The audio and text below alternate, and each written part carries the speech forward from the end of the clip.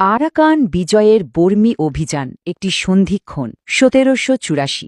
আজ আমরা ইতিহাসের পাতা থেকে এমন কিছু ঘটনা নিয়ে আলোচনা করব যা এই পুরো অঞ্চলের মানচিত্র আর ভাগ্য একেবারে চিরতরে পাল্টে দিয়েছিল। ১৭৮৪ সাল এটি শুধু সাধারণ কোনো সাল নয়, বরং এটি ছিল একটি দীর্ঘস্থায়ী স্বাধীন অধ্যায়ের সমাপ্তি এবং সম্পূর্ণ নতুন এক রাজনৈতিক বাস্তবতার সূচনা। চলুন আজ আমরা একসাথে সেই ঐতিহাসিক সত্যগুলো উন্মোচন করি। আসলে ১৭৮৪ সালের সেই প্রবল ঝড়ের আগে আরাকানের চিত্রটা কিন্তু অন্যরকম ছিল। এটি কোনো সাধারণ বা বিচ্ছিন্ন অঞ্চল ছিল না। ভাবতেই অবাক লাগে যে শতাব্দীর পর শতাব্দী ধরে এটি ছিল একটি ভীষণ বৈচিত্র্যময় ও সমৃদ্ধ জনপদ। বিভিন্ন সংস্কৃতি, ধর্ম এবং সম্প্রদায়ের মানুষ সেখানে এক চমৎকার সম্প্রীতির মাধ্যমে সহাবস্থান করত। ইতিহাস ঘাটলে দেখা যায় দীর্ঘকাল ধরে গড়ে ওঠা এই বৈচিত্র্য আর পারস্পরিক শ্রদ্ধাবোধই ছিল এই অঞ্চলের সবচেয়ে বড় শক্তি। সমাজ ব্যবস্থাও ছিল বেশ স্থিতিশীল। কিন্তু কে জানত যে এই দীর্ঘস্থায়ী শান্তির দিনগুলো খুব দ্রুতই একটা বিশাল সংঘাতের মুখে পড়তে যাচ্ছে। তো এবার আসা যাক প্রথম পর্বে, আরাকানের পতন। ঠিক সেই সময়টাতে দুটি সম্পূর্ণ ভিন্ন এবং অসম শক্তি মুখোমুখি এসে দাঁড়ায়। একদিকে রয়েছে স্বাধীন আরাকান রাজ্য, যাদের নিজস্ব একটা প্রাচীন শাসন ব্যবস্থা আর সমৃদ্ধ ইতিহাস ছিল, আর ঠিক উল্টো দিকে ধেয়ে আসছে বিপুল সামরিক শক্তিতে বলীয়ান আক্রমণকারী বর্মী কনবাউং রাজবংশ।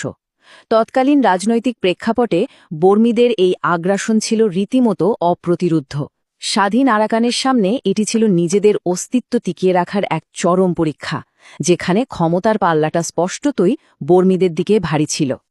আর এই ক্ষমতার দ্বন্দ্বের সবচেয়ে বড় ধাক্কাটা লাগে ম্রাওকিউ শহরের ওপর।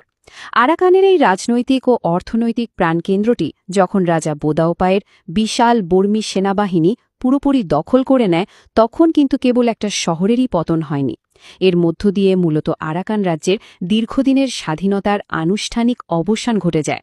ভৌগোলিক বা রাজনৈতিক যেদিক থেকেই দেখি না কেন, এই পতন ছিল একটা সুনির্দিষ্ট যুগের সমাপ্তি। নিজস্ব স্বাধীন সত্তা হারিয়ে আরাকান তখন বর্মী সাম্রাজ্যেরই একটি অংশে পরিণত হয়। দ্বিতীয় পর্ব, মানবিক মূল্য। ক্ষমতার এই পালাবদলের ঠিক পরেই শুরু হয় সাধারণ মানুষের জীবনের রূঢ় বাস্তবতা।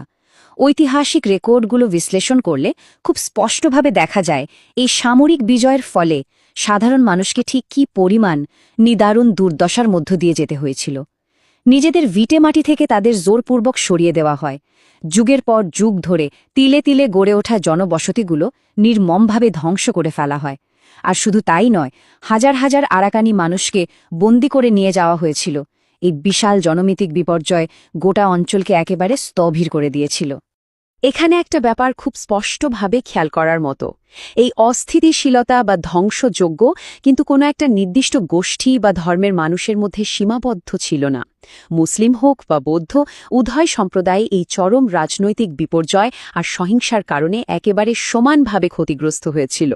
ক্ষমতার এই আগ্রাসনে সমাজের কোনো স্তরের মানুষই নিরাপদ ছিল না। প্রাণ বাঁচানোর তাগিদে বিপর্যস্ত মানুষগুলো তখন মরিয়া হয়ে নিরাপদ আশ্রয়ের খোঁজ করতে থাকে। পরিস্থিতিটা একবার কল্পনা করুন। একদিকে বর্মী নিয়ন্ত্রিত চরম অস্থিতিশীল আরাকান অঞ্চল, যেখানে জীবনের কোনো নিশ্চয়তা নেই, আর অন্যদিকে রয়েছে ব্রিটিশ প্রভাবাধীন বাংলা অঞ্চল, যা ছিল তুলনামূলকভাবে বেশ নিরাপদ। মাঝখানে থাকা নাফ নদীটি তখন আর কেবল একটা ভৌগোলিক সীমানা রইল না, হয়ে উঠল জীবন বাঁচানোর এক ঐতিহাসিক সেতু। বর্মীদের আক্রমণের মুখে হাজার হাজার মানুষ বাধ্য হল নিজেদের জন্মভূমি ছেড়ে এই নাফ নদী পার হয়ে বাংলা অঞ্চলে আশ্রয় নিতে। এবার আসি তৃতীয় পর্বে, ব্রিটিশ শাসনের সূচনা। ইতিহাসে একটা সংঘাত কিভাবে খুব দ্রুত আর একটা নতুন সংঘাতের জন্ম দেয়, এটা তার এক চমৎকার উদাহরণ। ১৭৮৪ সালে বর্মীদের বিজয়ের পর পরিস্থিতি আরও জটিল হতে শুরু করে। বর্মী সাম্রাজ্যের সীমানা বিস্তার একটা পর্যায়ে গিয়ে সরাসরি ব্রিটিশদের স্বার্থে আঘাত হানে।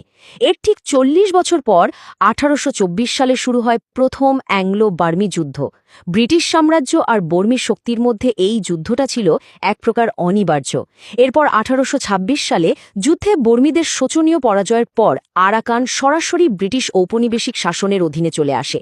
খুব অল্প সময়ের ব্যবধানেই বর্মী নিয়ন্ত্রণের পতন ঘটে। 1826 সালে ব্রিটিশদের আগমনের মধ্য দিয়ে এই অঞ্চলের সম্পূর্ণ নতুন একটা অধ্যায়ের সূচনা হল। বর্মীদের বিদায়ের পর ব্রিটিশরা তাদের নিজস্ব ঔপনিবেশিক স্বার্থে এবং বাণিজ্যিক লাভের কথা ভেবে এই অঞ্চলের অর্থনীতি, কৃষি ব্যবস্থা আর প্রশাসনকে একেবারে নতুন করে সাজাতে শুরু করে।